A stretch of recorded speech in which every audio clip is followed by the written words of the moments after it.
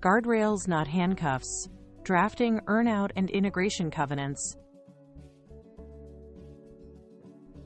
In M&A, your main objective is to balance seller freedom and buyer protection so the business can thrive after closing. Think of contractual controls as either guardrails or handcuffs.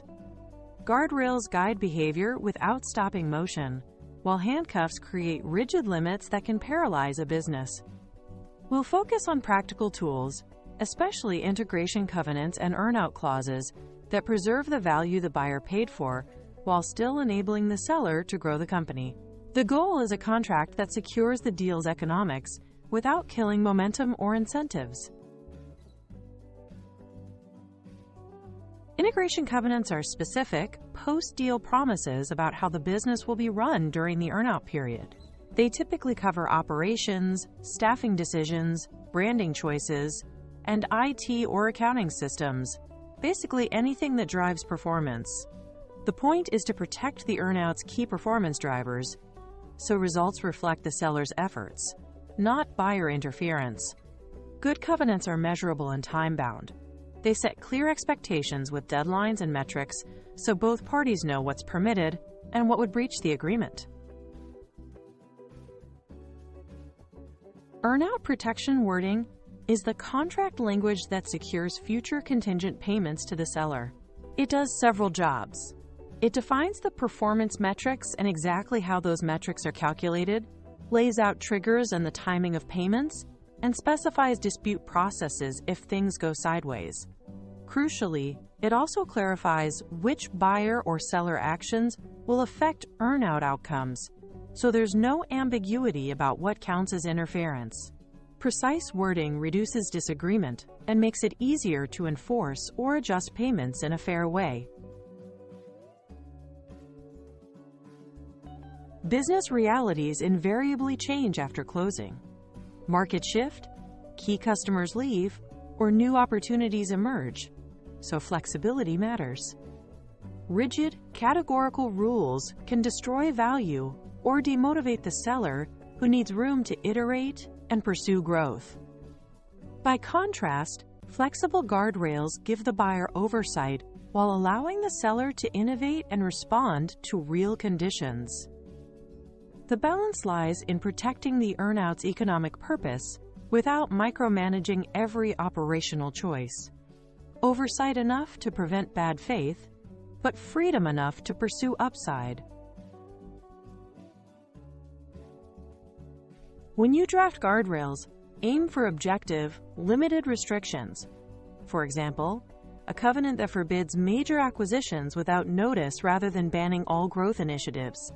Specify thresholds, notice requirements, and sensible cure periods so the seller has time to fix issues before penalties apply. Prefer concrete examples and safe harbors over sweeping bans.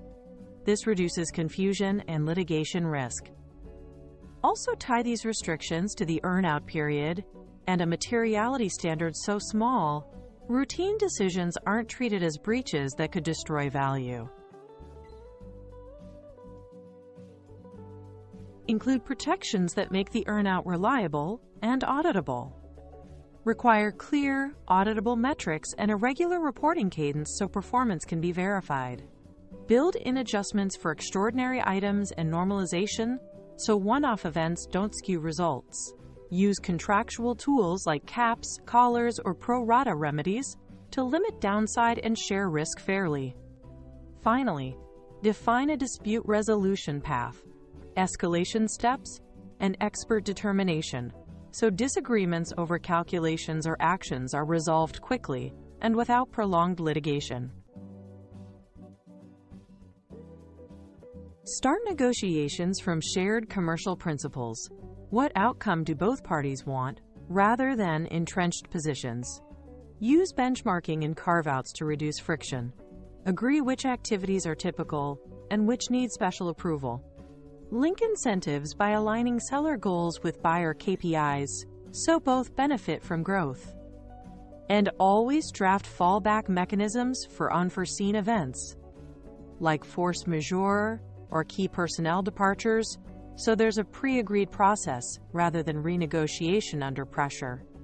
These tactics help bridge interests and preserve value.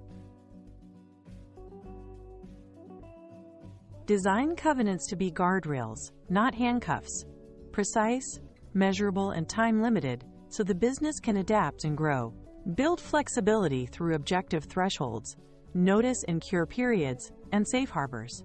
Ensure transparency with clear metrics, regular reporting, and agreed dispute paths so earnouts are enforceable and fair.